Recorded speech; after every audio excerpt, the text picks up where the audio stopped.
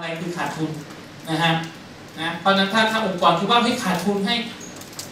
อะไรให้พนักงานไปจริงๆมันเป็นกำไรนะครับนะเพราะฉะนั้นในตัวตรงนี้คือให้เห็นภาพว่า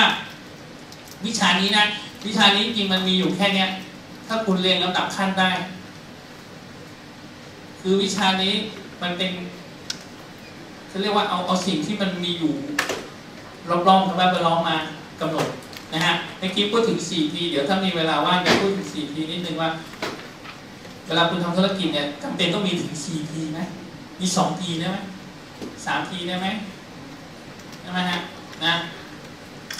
เรามาดูนะครับเข้าเรื่องนิดนึงตอนนี้เริ่มเข้าเรื่องแล้ว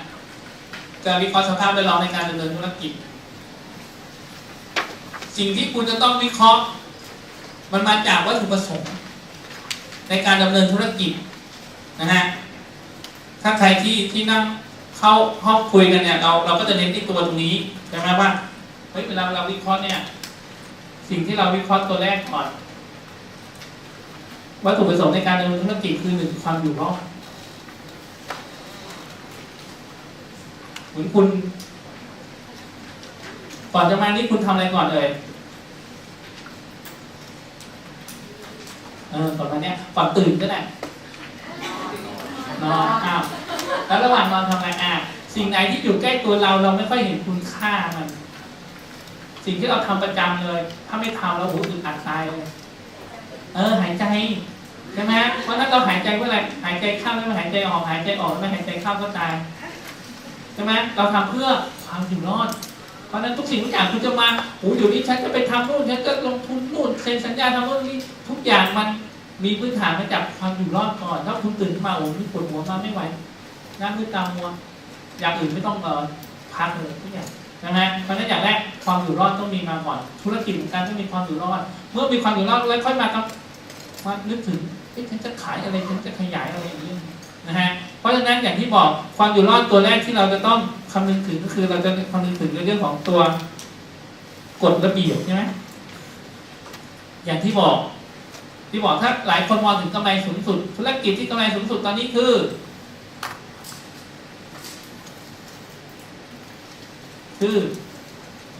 มีหนังสือพิมพ์ช่วยโฆษณาด้วยบางทีลงหน้าหนึ่งมีหนังสือพิมพ์ธุรกิจอะไรหนังสือพิมพ์ลงโฆษณาให้ด้วยขึ้นต้นยอยักษ์ลงท้ายสระอา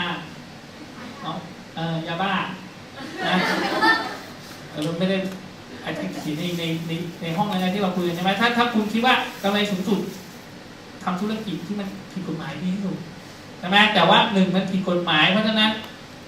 มันถึงต้องหลบซ่อนเพราะฉะนั้นถึงบอกว่าตัวแรกที่เราต้องคำนึงถึงคือตัวที่กฎระเบียบใช่ไหมเมื่อเราถูกกฎระเบียบแล้วเราอยู่รอดแล้วคุณก็มาฉันจะไปทำมาหากินอะไรหรือจะเพิ่มหรือจะหารายได้เท่าไหร่ตัวที่2ขึ้นมาเรื่องของอะไรฮะเศรษฐกิจตัว E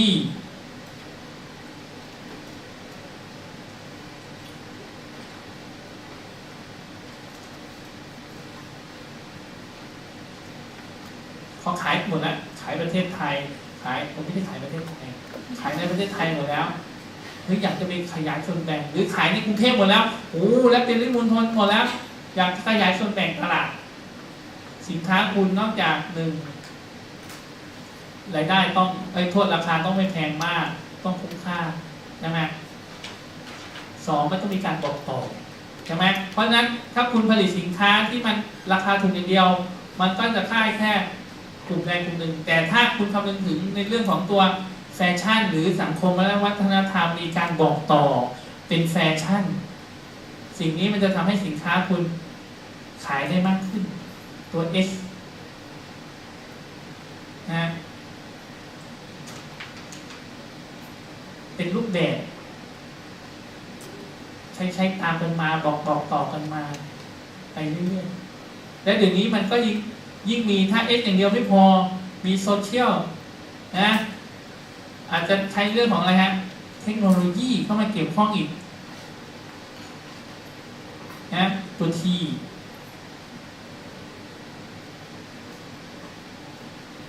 แล้วถ้าคุณเป็นไอ้ตรงนี้ที่จริงเกินนะแต่ว่าส่วนใหญ่เวลาคุณยักษ์ใหญ่แล้วคุณจะเบรกตัวเองไม่อยู่คุณจะเลยไปถึงตัวที่4ที่5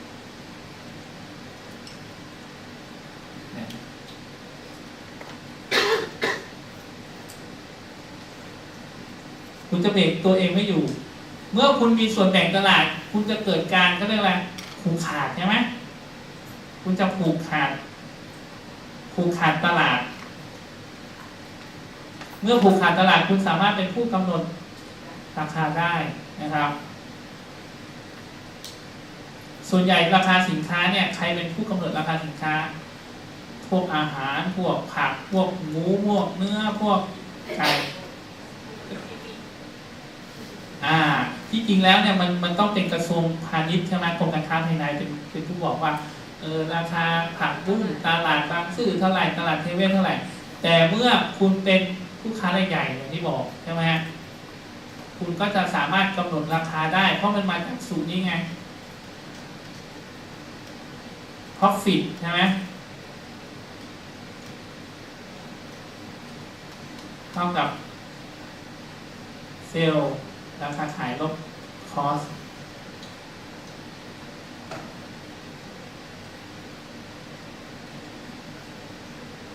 ส่วนใหญ่ไอ้คอสเนี่ยมันเป็นภายในไอ้เซลล์เนี่ยมันเป็นภายนอกบัญชีอาจารย์ผมอาจจะสู้ในคุณไม่ได้นะแต่ว่าด้วยเขาเรียกอะไรด้วยตามทฤษฎีเนาะอาจจะไม่แม่นเซลล์เท่ากับเท่าไหร่ฮะรายได้เท่ากับจำนวนขายใช่ไหมคูณราคาเนี่ยคุณจะเห็นว่าไอ้จำนวนขายเนี่ยเฮ้ยฉันก็อยู่รอดแล้วฉันก็กำไรสูงสุดแล้วฉันก็ขยายส่วนแบ่งตลาดไปทั่วประเทศแล้วขายได้เต็มที่แล้วอ่ะทำยังไงอยากจะได้แต่จะได้ profit อีกเยอะๆมันก็เหลือขาไหนอ่ะขาราคานี่ครับใช่ไหมราคาคุณบอกเฮ้ยมันเป็นราคาดุลยภาพคือผู้บริโภคพอใจกับผู้ผลิตพอใจขายในราคาดุลยภาพแต่ถ้าเมื่อไหร่คุณผูกขาดตลาดคุณสามารถที่จะดึงราคาขึ้นไปได้นะเพราะฉะนั้นไอ้ตัวตรงนี้ก็จะผูกขาดตลาดพอผูกขาดตลาดคุณเป็น price taker คือสามารถกำหนดราคาได้เองแต่เมื่อคุณกำหนดราคาอย่างที่บอกคุณดูเหมือนกำไรแต่จริงคุณขาดทุนภาพลักษณ์คุณเสียเพราะฉะนั้นเมื่อสัก2 ปีที่แล้วถ้าใครดูก็ส่งไลน์มา7-11 พฤษภาคมนี้อันนี้2 ปีไปแล้วนะ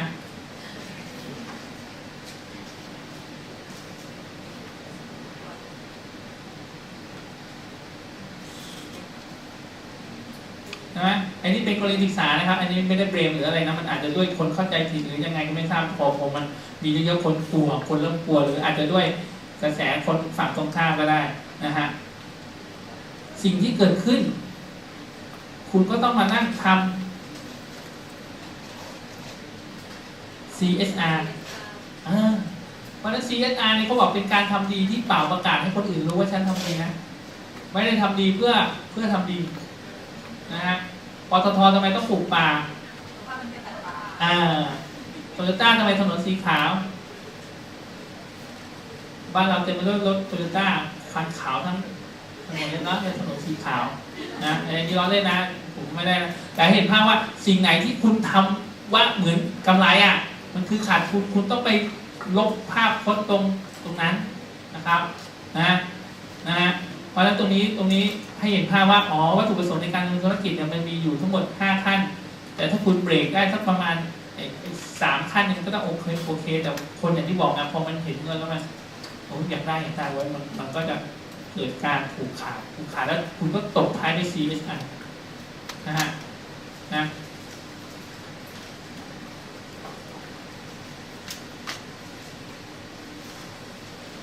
เรียบร้อยนะครับ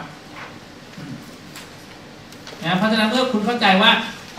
วัตถุประสงค์ในตัวแรกทำไมต้องวิเคราะห์ PESP ก่อนเพราะเพื่อเห็นภาพว่ามันเป็นสิ่งที่เราจะต้องกระทบมันส่วนเราถ้าไม่จำเป็นเราไม่ต้องกระทบนะเราไม่จำเป็นต้องไปยุ่งยากหรือไปยุ่งเกี่ยวกับเขาคราวนี้เรามาดูสภาพแวดล้อมของธุรกิจที่เราจะต้องคำนึงถึงนะมันก็จะมี2 ส่วนนะคือสภาพแวดล้อมภายนอกและภายในภายนอกตัวนี้นะเราเรียนไปแล้วนะสไลด์ไหนถ้าเรียนแล้วก็อาจจะเป็นเร็วนิดนึง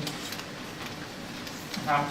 สภาพแวดล้อมตัวนี้จะบอกถึงโอกาสค คือตัว O กับตัว T นะO ก็คือเอื้อนะส่วน T คือขัดขวางหรือบั่นทอนแต่มันไม่ได้ไปภายนอกนะไม่ใช่เป็นภายในขัดขวางแทนที่เราจะได้ไอตัวเขาเรียกกำไรสูงสุดต้องลดราคาตรงนี้เศรษฐกิจไม่ดีต้องลดราคาลงนะฮะไม่ถูกต้องกับวัฒนธรรมประเพณีแทนที่จะขยายไปก็ได้เฉพาะบางกลุ่มนะได้เฉพาะพวกกลุ่มวัยรุ่นกลุ่มพวกผู้ใหญ่ก็ไม่เห็นด้วยไม่ซื้อเนี่ยมันก็เป็นตัวอุปสรรคใช่ไหมตรงนี้แก้ดีๆนะครับจุดอ่อนตรงนี้จุดอ่อนจุดอ่อนส่วนจุดอ่อน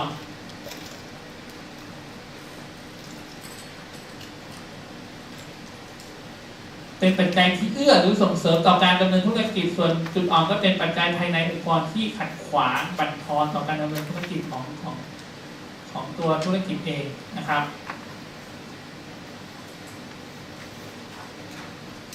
นะเพราะฉะนั้นอย่างที่บอกสาเหตุที่เราต้องวิเคราะห์สภาพแวดล้อมภายนอกอันดับแรกเพราะอะไรฮะ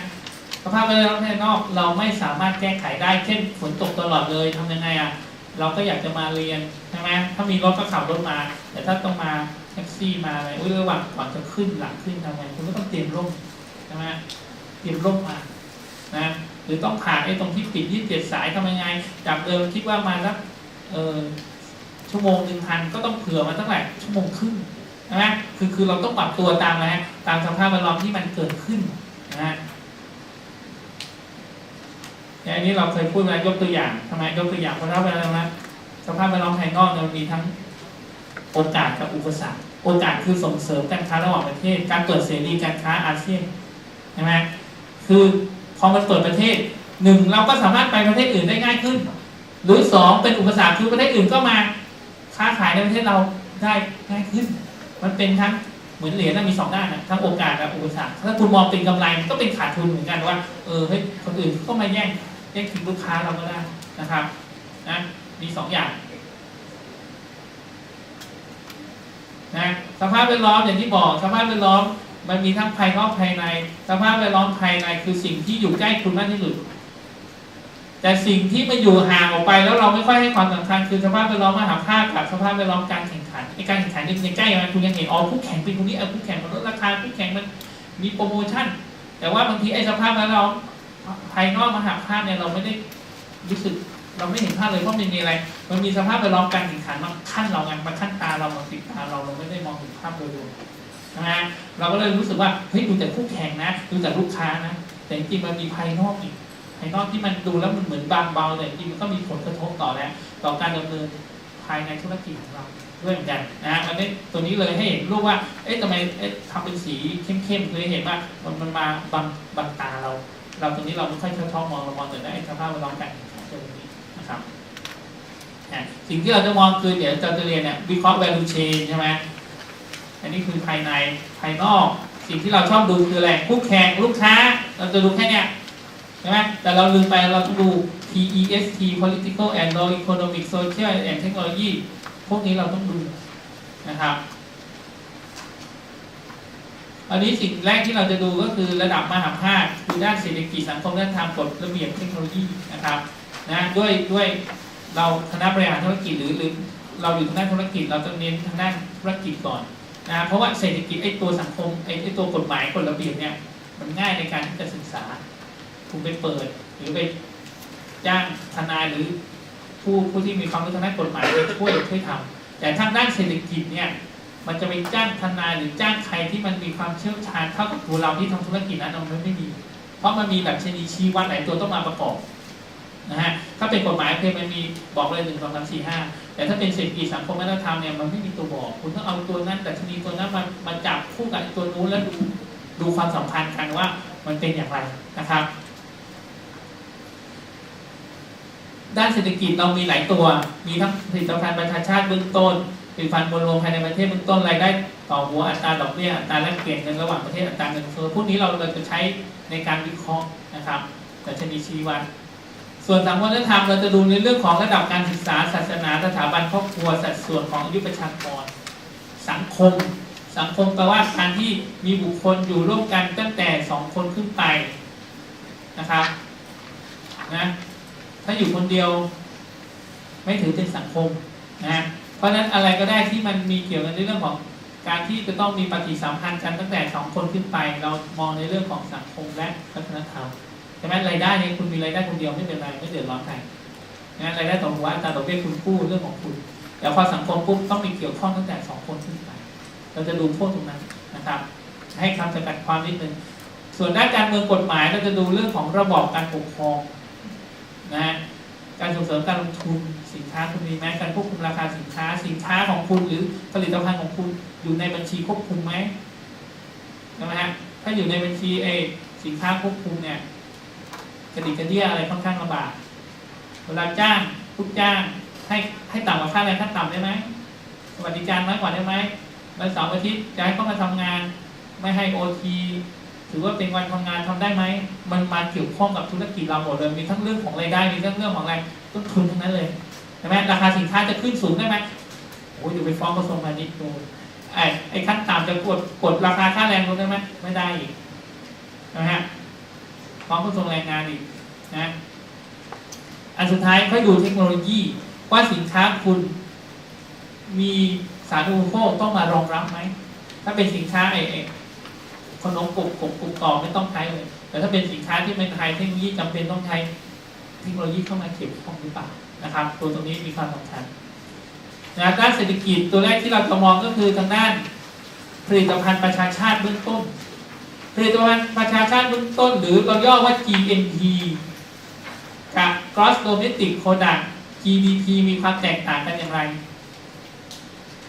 ทั้งหมดเลยคือรายได้ทั้งหมดของประชาชนทั้งหมดภายในประเทศในรอบระยะเวลา1 ปีประชากรไทยมีประมาณตีกลมๆ65 ล้านคนใช่ไหมคุณก็เอารายได้ของทั้งหมดเลย65 ล้านคนมารวมกันแล้วดูว่าใน1 ปีแล้วประเทศไทยนี่มันร่ำรวยไหมใช่ไหมฮะคราวนี้มันมีความแตกต่างคำว่า GNP กับ GDP เวลาคุณฟังนักการเมืองไทยพูดคุณจะได้รู้ว่าเขาพูดตัวไหนทำไมเขาไม่พูดอีกตัวหนึ่งเพราะอะไรถูกไหมนักการเมืองไทยเวลาพูดตัวไหน GDP ทำไมไม่พูด GNP ว่าอะไรถ้า GNP จะเน้นมูลค่าของสินค้าที่ผลิตขึ้นด้วยทรัพยากรของนั้นของประเทศนั้นปัจจัยการผลิตคือทุนที่ดินแรงงานผู้ประกอบการใช่ไหมโดยไม่คำนึงถึงที่ใดมันจะมีทุนที่ดิน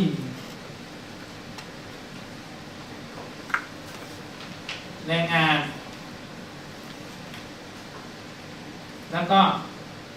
ผู้ประกอบการจะมีอยู่ทั้งหมด4 ตัวปัจจัยการผลิตเพราะฉะนั้นถ้าคุณเอาทุนไปลงทุนที่ไหนนะไปลงทุนที่ญี่ปุ่นไปค้าขายเอาแรงงานในกอไปขายแรงงานต่างประเทศเวลาได้เงินใครได้ในกองก็ต้องได้นะฮะเพราะฉะนั้นอันแรกผลิตภัณฑ์ประชาชาติหรือเราย่อว่า GNP National Product เราจะมองว่าทรัพยากรที่ประเทศไทยไปลงทุนไม่ว่าจะในประเทศก็ตามหรือต่างประเทศก็ตาม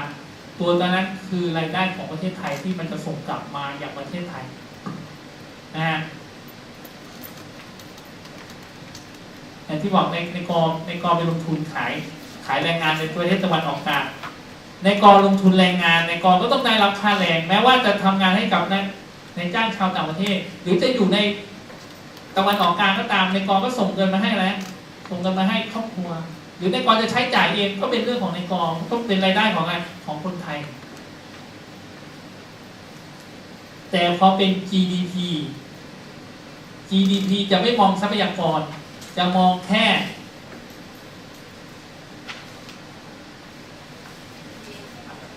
ขอบเขตของประเทศนั้นๆโดยไม่คำนึงว่าจะใช้ปัจจัยการผลิตจากประเทศใดก็ตามเพราะฉะนั้นประเทศไทย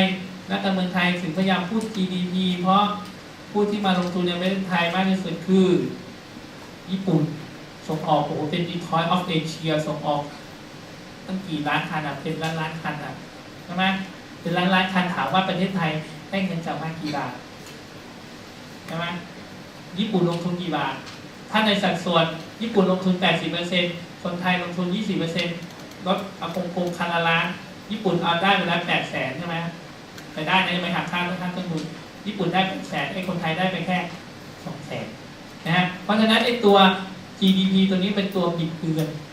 อนไอ้ตัวรายได้ว่ารายได้จริงแต่ว่าไอ้ตัวรายได้แท้จริงอ่ะใครเป็นคนได้ใช่ไหมเพราะมันมองแค่ในประเทศมันไม่ได้มองว่าใครเป็นคนทำใครเป็นคนลงทุนทรัพยากรทุนที่ดินแรงงานผู้ประกอบการนะครับนะเพราะฉะนั้นเนี่ยญี่ปุ่นมาลงทุนในประเทศไทยญี่ปุ่นอาศัยแค่ที่ดินและแรงงานเท่านั้นเองเพราะฉะนั้นเช่าที่ดินเหรอโอเคฉันจ่ายเธอค่าที่ดินกับค่าแรงงานส่วนที่เหลือผู้ประกอบการชาวญี่ปุ่นทุนเฮ้ยฉันมาลงทุนฉันเอากลับอันนี้เพราะฉะนั้นถ้าเป็นนักการเมืองญี่ปุ่นจะพูด GDP หรือ GNP ครับญี่ปุ่นถ้าญี่ปุ่นพูด GDP ตายแล้วมันใช่ไหมค่าที่ดินที่ญี่ปุ่นตอบแทนค่าของที่ตอบแทนค่าแรงแพงไม่ค่อยมีใครลงทุนไว้เพราะนั้นต้องพูด GNP นะฮะเพราะนั้นถ้านักการเมืองญี่ปุ่นก็จะพูด GNP ว่าโอ้เราไปลงทุนที่นู่นได้ตังค์มาเยอะแยะนะแต่ถ้าประเทศไทยมองว่าเฮ้ยมันมีคนมาลงทุนได้รายได้เท่านี้เยอะแยะแต่ไม่ได้บอกว่าใครได้มั้งนะฮะเพราะนั้นเลยให้เห็นภาพว่า2ตัวมันแตกต่างยังไงนะครับไม่ได้มีสาระสำคัญอะไรเพียงแค่เห็นว่าถ้าเขาพูดถึง GDP คุณได้นึกภาพว่าอ๋อคืออะไรถ้าพูดถึง GNP มันหมายถึงอะไร GNP มันจะเป็นรายได้สุทธิมากกว่าคือใครทำใครได้มองจากตรงนั้นเลยไม่เน้นว่าจะประเทศไหนคุณจะอยู่ที่ไหนในโลกนี้ก็ตามคุณไปลงทุนนั้นคุณได้นะถ้ามองในเรื่องของ GNP นะครับ